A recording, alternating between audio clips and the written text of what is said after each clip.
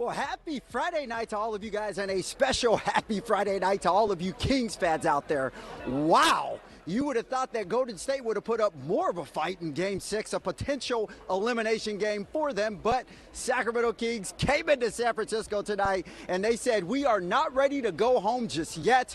We will wait to book our trips for the summer. Sacramento Kings come here tonight and take care of business with their backs against the ropes, down 3-2 to the defending champions in this exciting series thus far. Of course, I'm here in Chase Center, and I should say a very quiet Chase Center. As a matter of fact, you can hear a pin drop in here. You know, about halfway through the fourth quarter, thousands of Warriors fans were heading to the exits because they knew at this point Game 7 is inevitable. And you know, it's only right. The first time these two teams meet in the postseason, the first time these two teams are in the postseason at the same time, as fate and destiny would have it, of course, it will go 7 games. Enough of me talking. Let's take a look at how it all went down. Of course, over 18,000 people inside of Chase Center. Now, it's funny, many of these fans showing up late with the 5 p.m. start. I guess traffic in downtown San Francisco, not a good mixture. Well, the Kings came out and punched the Warriors in the mouth from the get-go. Sacramento started the game on an 8-0 run. The Warriors would soon find their groove, though. They actually ended the first quarter leading the Kings 25-23, but Sacramento would clap back in the second quarter, outscoring the Warriors 36-25. Keegan Murray had a team-high 12 points at the half. Scary moment, though, toward the end of the second quarter. Domantas Sabonis takes a shot to his eye. That's off the jump ball by Kevon Looney. Now, Sabonis would fight through the pain and stay in the game, as a matter of fact. Kings would take a 7-point lead into the half, and they didn't take their foot off the gas in the third quarter either. Malik Monk, my goodness, once again a spark off the bench. He had 20 points by the end of the third quarter. Mama, there goes that man. Now check this out. Monk had 20 points at the end of the third. Like I said, he ended the game with a game-high 28 points. Now Monk had his third 20-point game of the playoffs off the bench. He now has the most games with at least 20 points by a reserve in the postseason in franchise history. The short story, the Warriors were just sloppy in this game. Golden State had 19 turnovers. Kings turned the majority of those into points. The Kings go on to win this one 118-98, and that beam is shining bright at Golden One Center. Obviously, there's no beam back out here at Chase Center. Just a lot of upset fans and a few very excited Kings fans here. But this was something that a lot of the NBA fans wanted. Obviously, Sacramento fans wanted, even Warriors fans, for a series this good to go 7 games. Now, interesting enough, there's 3 players on this current Kings team who all have ties to the Kentucky Wildcats. That's De'Aaron Fox, Malik Monk, and Trey Lyles. Now, their former coach at Kentucky, John Calipari, is someone who believed in them and actually recruited them when they were young. We recently had a chance to catch up with Coach Calipari, and he talks about the success of his 3 former superstars. Take a listen. Well, first of all, they wanted to play together, which meant they respected each other. They both had a will to win that was off the charts, which you're all starting to see. People say to me, well, why are they're getting older. They're not 21 anymore, and you're going to see their best. The same with Trey. I mean, you know, you're talking about young players, but you saw that great teammates, willing to share. You know, with De'Aaron, it was more, you got to take over this team. This is your team. When you talk Malik, it was more like, Malik, not every shot is a good shot. And I say that laughing. Every shot he took, he thought was a good shot because it never got blocked. He always had it on the rim. He had a chance of making it. But what I'm liking with him, the slashing, downhill running, the finishes at the rim, off the charts. And Trey kept trying to tell everybody, get him in the game, let him go.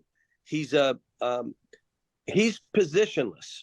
It's like, I don't know what you say he is, but I know this. All 3 of those guys will fight.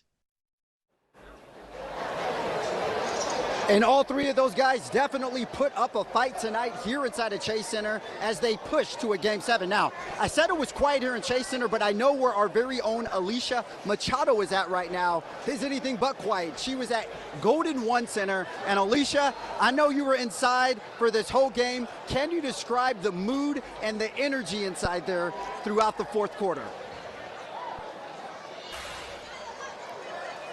Oh my goodness, Kevin, the energy inside Golden One Center tonight was insane. Fans were blowing the roof off of Golden One Center as the clock ticked down, ending this final game in a Kings win. You can see, of course, that the beam is lit up there tonight. It's a little bit faint right now, but we know that Sacramento Kings energy is not faint tonight. It is on fire just for this team. People so happy to see this team make it this far and now forcing a Game 7. We know that Sacramento Kings fans are the best fans in the world. I want to come out here now live with some fans joining us. Can I get a light the beam tonight?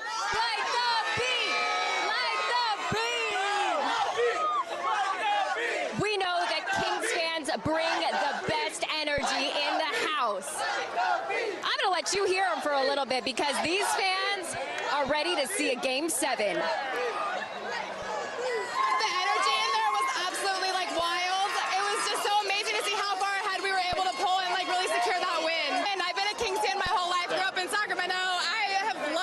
The Kings my whole life. I grew up being a big Mike Bibby fan, and so it's been so great to see us come back and be able to make the playoffs again this year.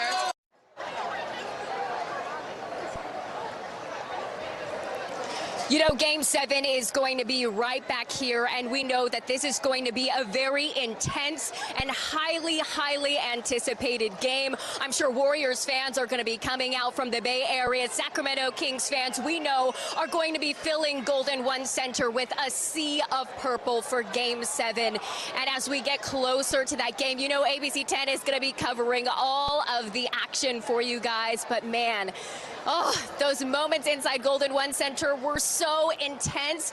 But there was a period when it was about the 2.5-minute mark, 3-minute mark, when Kings fans knew we're going to light this beam tonight. We're going to get that purple beam in the sky. And that was the moment. Everyone had smiles on their faces. They were glowing with energy and excitement for this team. I spoke with Kings fans who have said this is a long time coming, talking about that 17-year playoff drought. But now with these teams in neck and neck, 3-3, we know that a winner is going to be decided on who will move to the next round of the NBA playoffs. So just so much energy and excitement in here tonight. You can hear some fans behind me saying, light the beam, enjoying this moment and living it up. Joko is just hot with energy and excitement right now. But of course, we want to send it back to our Kevin John, who is over at the Chase Center with much more for you guys on this. Kevin. Alicia, I could just feel the excitement and energy coming through your live shot right there. I can't see you. Obviously, I'm not there, but wow, is that energy contagious. And you best believe Game 7 at Golden One Center this Sunday is going to be electric. Now, interesting enough, in this game, the Kings came in here, they beat the Warriors by 19 points. That is the most points any opposing team has come in here and beat the Golden State Warriors this year. So clearly, the Kings making a statement in this win. It's telling the world it's not just we're not ready to go home yet, but if you guys are going to try to send us home, we're going to go out kicking and screaming. They went out kicking and screaming tonight, and they got the victory. Now, earlier this week, Mike Brown said he's going to play to that. That's an advantage for them. Being down 3-2, coming in here with nothing to lose other than, of course, the series. Basically, he said that he can play his game.